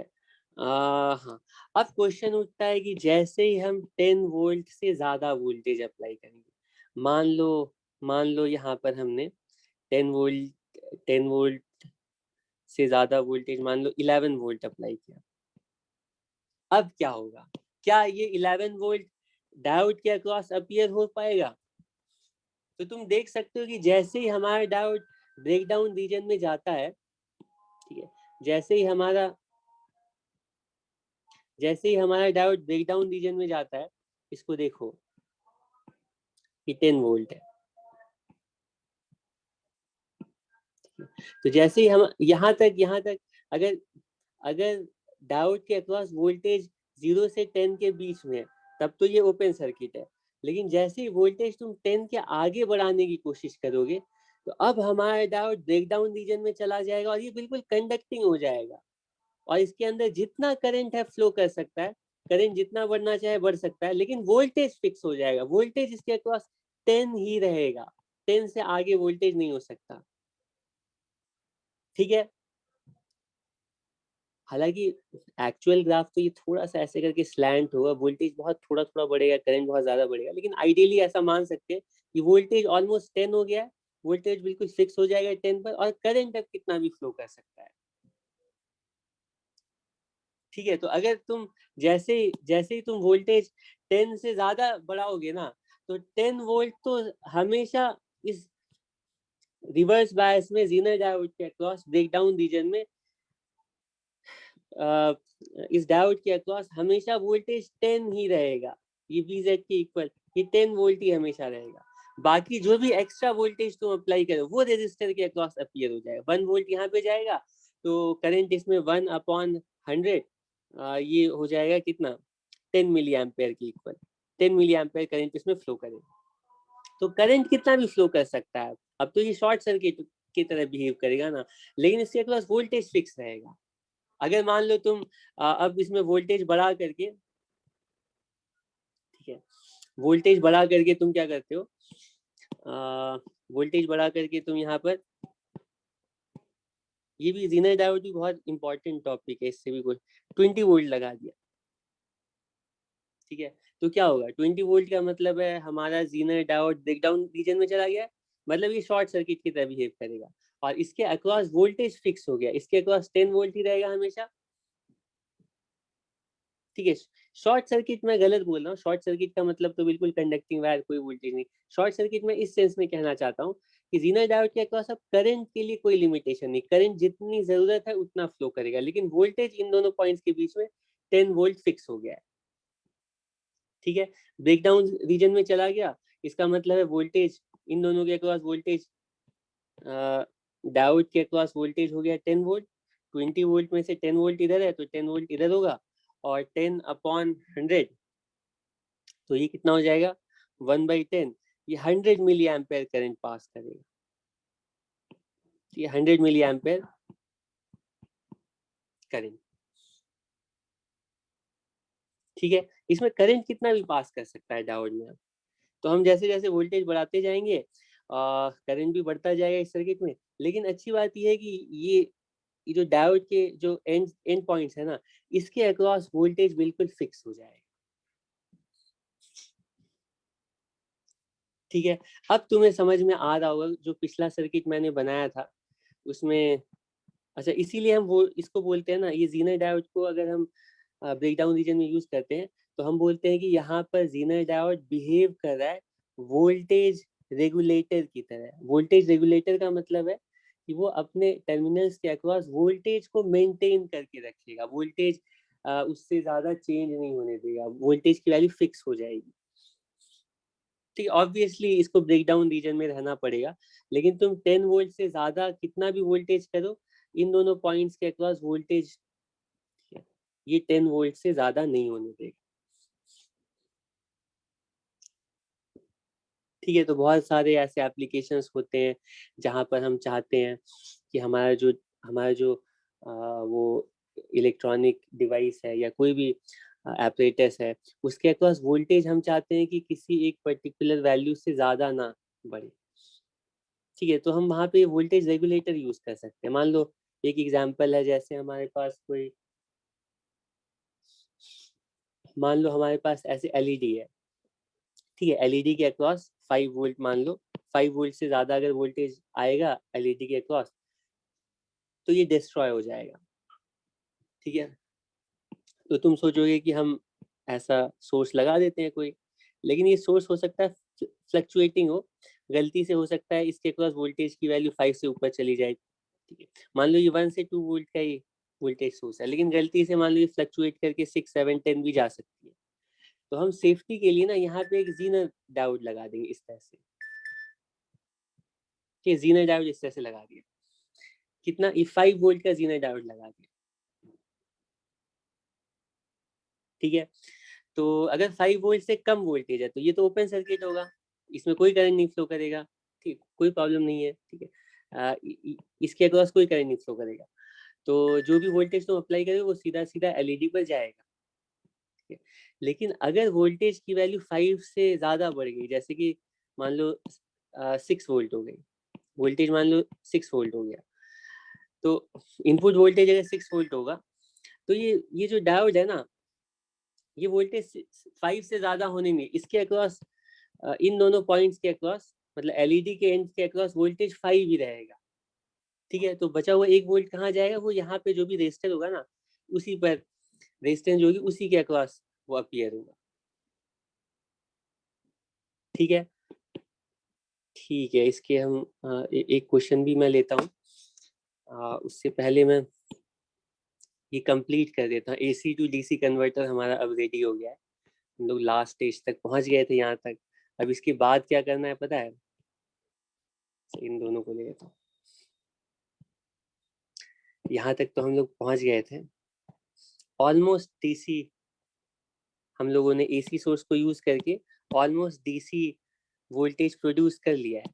लेकिन इसमें एक प्रॉब्लम है कि जो फाइनल वोल्टेज आ रहा है वो उसमें रिपल्स है, इसमें कुछ कुछ एसी कंपोनेंट है, ये फ्लक्चुएटिंग है थोड़ा। ठीक, हम चाहते हैं बिल्कुल ऐसे डीसी, बिल्कुल ऐसे कांस्टेंट वोल्टेज है। ठीक, बिल्कुल कांस्टेंट वोल्टेज चाहते हैं, तो उसके लिए हम क्या करते हैं कि लास्ट स्टेप में यहाँ पे एक वोल्टेज रेगुलेटर कनेक्ट कर देते हैं। ठीक है, तो ये वोल्टेज रेगुलेटर क्या करता है, ये जो फ्लक्चुएशन है ना उसको भी एलिमिनेट कर देता है। ठीक, मान लो यहाँ पे मान लो 5 वोल्ट है, तो 5 वोल्ट का अगर हमने 5 वोल्ट का हमने मान लो जीनर डायोड लगा दिया, ऐसा जीनर डायोड लगाया जिसके लिए ब्रेकडाउन वोल्टेज 5 वोल्ट है। तो अब जैसे इसके ये वाला जो पार्ट है ना, इस टाइम पे आउटपुट वोल्टेज सीधा फिक्स हो जाएगा 5 वोल्ट। तो ये हमारा फाइनल आउटपुट आ जाएगा, ये वोल्टेज रेगुलेटर लगाने के बाद। ठीक है, तुम बोलोगे कि पहले ही क्यों नहीं कर देते, ये फिल्टर लगाने की जरूरत क्या है? फिल्टर लगाने की जरूरत इसलिए है कि ये जीनर डायोड मान लो 5 वोल्ट है, ठीक है, तो जीनर डायोड के अक्रॉस जब तक वोल्टेज 5 से ज्यादा है तब तक जीनर डायोड अपने एंड्स के अक्रॉस वोल्टेज 5 वोल्ट रखेगा। लेकिन जीनर डायोड के अक्रॉस जैसे ही वोल्टेज की वैल्यू 5 वोल्ट से कम हो गई तो ये डायोड ऑफ हो जाएगा। ठीक है, मतलब ऑफ मेरा मतलब कि ये ओपन सर्किट हो जाएगा, फिर इसके एंड्स के अक्रॉस वोल्टेज रेगुलेट नहीं होगा। ठीक है, वोल्टेज रेगुलेट होने के लिए मतलब जीनर डायोड को अगर वोल्टेज रेगुलेटर की तरह काम करना है तो जीनर डायोड के एंड्स के अक्रॉस वोल्टेज की वैल्यू रिवर्स बायस में जीनर वोल्टेज से ज्यादा होनी चाहिए। मतलब जीनर डायोड को हमेशा ब्रेकडाउन रीजन में ही ब्रेकडाउन रीजन में ही एक्ट करना पड़ेगा। ठीक है, वोल्टेज रेगुलेटर की तरह काम करने के लिए। तो ये कंप्लीट तुम्हारा एसी टू डीसी कन्वर्टर है। ठीक है, तुम नई चीज सीखे हो आज की क्लास में। ठीक है, ओके। हाँ, अब ये जीनर डायोड का एक क्वेश्चन ले लेते हैं और ये लास्ट क्वेश्चन है। इसके बाद ऑप्टो इलेक्ट्रॉनिक्स डिवाइसेस जो है वो हम लोग शाम में कवर करेंगे, और शाम में करना पड़ेगा आज, ठीक, क्योंकि फिर तभी कल ट्रांजिस्टर्स कर पाएंगे। इसके क्वेश्चंस तुम लोग ट्राई, ट्रांजिस्टर छोड़ देना, डिजिटल लॉजिक को छोड़ देना और बाकी सारे क्वेश्चंस ट्राई कर देना। ठीक है, वोल्टेज रेगुलेटर वाला एक और कुछ पॉइंट्स मुझे बताने थे, छोटे छोटे पॉइंट्स, वो क्वेश्चन भी भेजा था, उसको मैं सोचा बताऊंगा, अब वो शाम में बताऊंगा, शाम में किसी टाइम में क्लास सकते हैं। ठीक है, हमारे पास क्वेश्चन में कहा गया है कि हमारे पास ये वोल्टेज सोर्स है इस तरह से, और यहाँ पर एक रेजिस्टर है, यहाँ पे दूसरा रेजिस्टर है, और यहाँ पे एक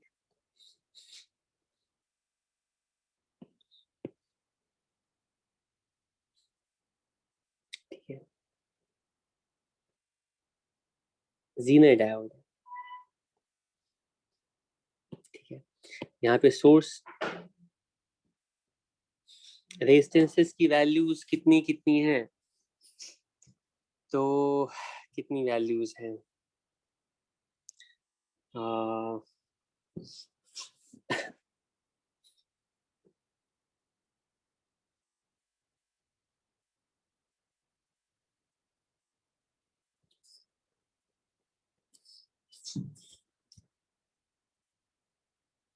ठीक है।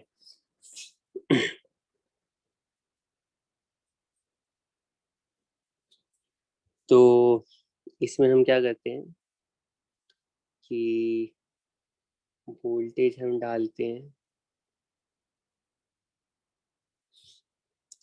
तो पहला क्वेश्चन है, करंट निकालना है सारे ब्रांचेज में, सर्किट को सॉल्व करना है। इस क्वेश्चन में बता दिया गया कि जीनर वोल्टेज की जो वैल्यू है वो है वो है 10 वोल्ट।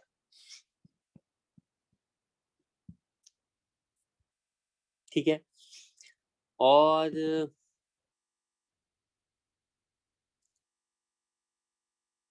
ठीक है 12 16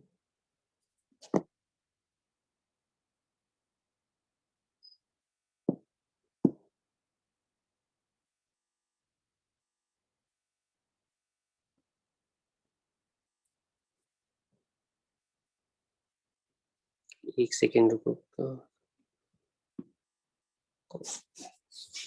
हाँ, तो सोर्स वोल्टेज की वैल्यू जो है पहले एग्जांपल में तुम्हें लेनी है, मान लो कितनी है 8, पहले केस में मान लो 10 वोल्ट है और दूसरे केस में 20 वोल्ट है। दोनों केसेस के लिए सॉल्व करो जल्दी, ये 2 मिनट में सॉल्व करते हैं फिर क्लास खत्म करते हैं।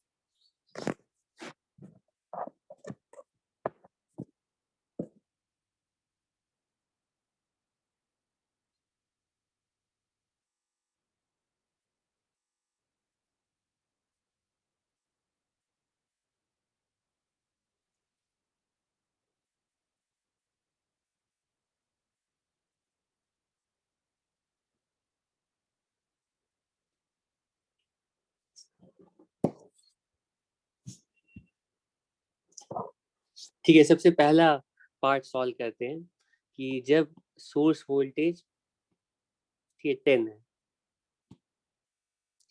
जब सोर्स वोल्टेज 10 वोल्ट है, फिर 10 वोल्ट की बैटरी जब हम कनेक्ट करते हैं तो क्या हो। तो कोई प्रॉब्लम नहीं है अगर हम 10 वोल्ट, अगर हम सोर्स वोल्टेज मान लो 10 वोल्ट कनेक्ट करते हैं, ठीक है, ये है 10 वोल्ट, ठीक है।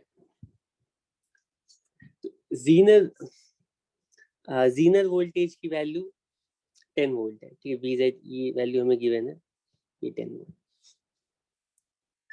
जिसका मतलब है कि अगर ये ऑब्वियसली ये जीनर डायोड रिवर्स बायस में कनेक्टेड है, तो हमें चेक करना है कि हमारा जो जीनर डायोड है वो ब्रेकडाउन रीजन में पहुंचा है कि नहीं, क्योंकि अगर ब्रेकडाउन रीजन में पहुंच गया है तो फिर जीनर डायोड के अक्रॉस वोल्टेज की वैल्यू फिक्स हो जाएगी, ठीक। अदरवाइज अगर हमारा जीनर डायोड रिवर्स बायस में है और ब्रेकडाउन रीजन में नहीं पहुंचा है तो फिर ये जीनर डायोड बिहेव करेगा ओपन सर्किट की तरह, इसके अक्रॉस कोई करंट आ ही नहीं सकता, इसमें कोई करंट नहीं जा सकता, ठीक है। तो चेक करते हैं, तो ब्रेकडाउन रीजन में जाने के लिए जीनर डायोड के अक्रॉस वोल्टेज 10 वोल्ट आना चाहिए, ठीक है। तो जब भी तुम्हें जीनर डायोड के अक्रॉस वोल्टेज पता करने को कहा जाएगा ना, तो तुम जीनर डायोड को ओपन सर्किट मान करके पहले सॉल्व कर लो, तो इन दोनों पॉइंट्स के अक्रॉस ऐसे कैलकुलेट कर लो कि वोल्टेज कितना आ रहा है।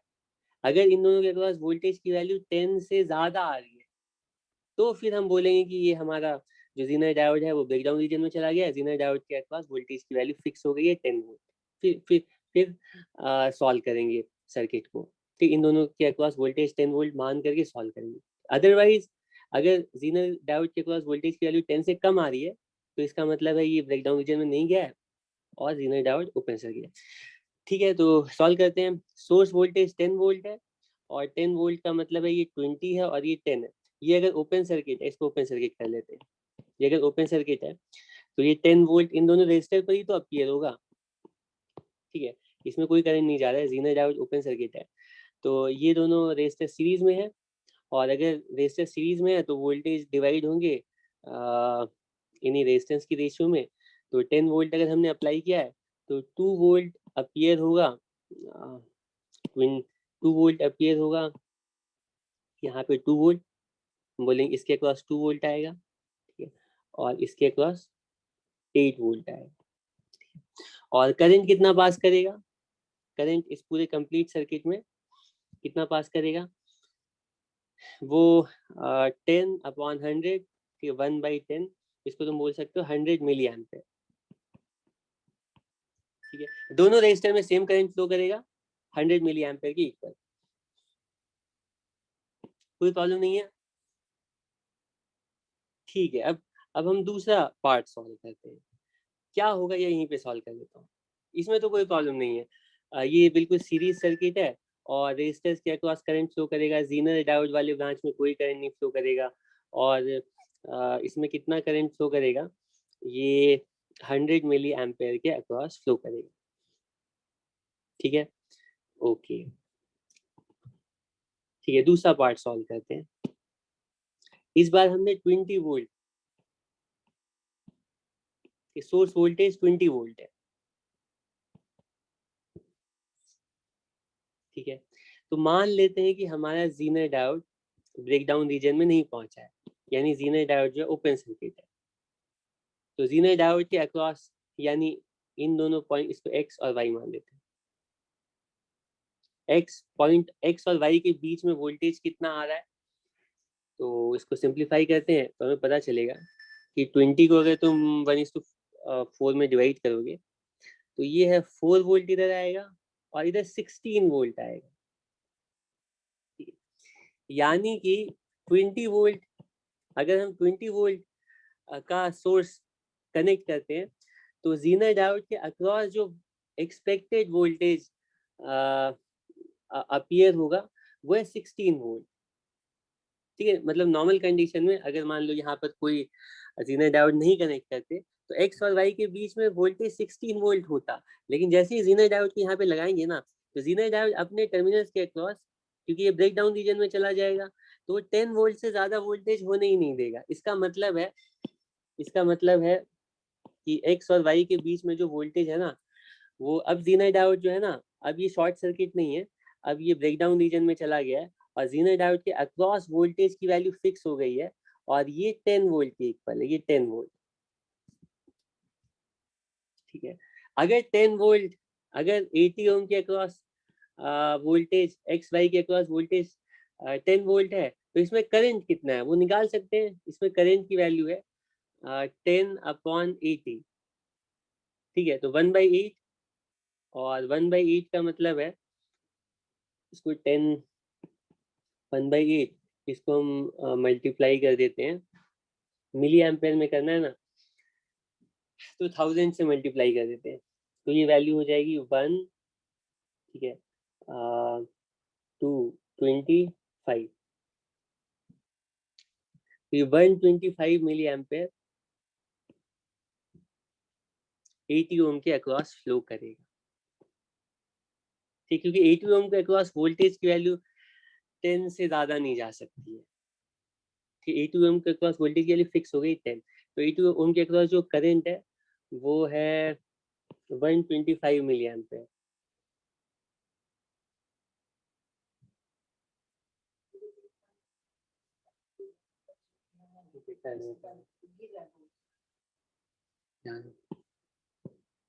तो अच्छा, 10 वोल्ट एक्स और वाई के बीच में अगर वोल्टेज 10 वोल्ट है तो बाकी जो 10 वोल्ट है वो इसके क्रॉस अपीयर होगा।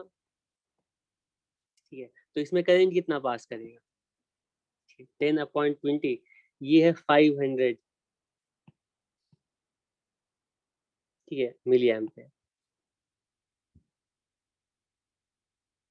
ठीक है, हाफ एम्पेयर तो 500 मिली एम्पेयर बोलोगे, और हम यहाँ पे फिर केसीएल अप्लाई करके ये भी लिख सकते हैं कि यहाँ से 500 मिली एम्पेयर गया, इसमें से 125 इधर चला गया। ठीक है, तो बाकी का जो करंट है वो जीनर डायोड के अक्रॉस गया होगा, और वो कितना करंट जीनर डायोड से कितना, ये भी क्वेश्चन हो सकता है कि जीनर डायोड के अक्रॉस करंट निकालें, वो होगा 325 मिली एम्पेयर या 0.35325 एम्पेयर। ये तुम्हारा आंसर होगा। ठीक है, तो आज की क्लास के लिए इतना ही, अभी की क्लास के लिए इतना ही, बाकी शाम में ये ट्राई करेंगे कि बाकी दोनों पार्ट्स भी कवर करें। Thank you.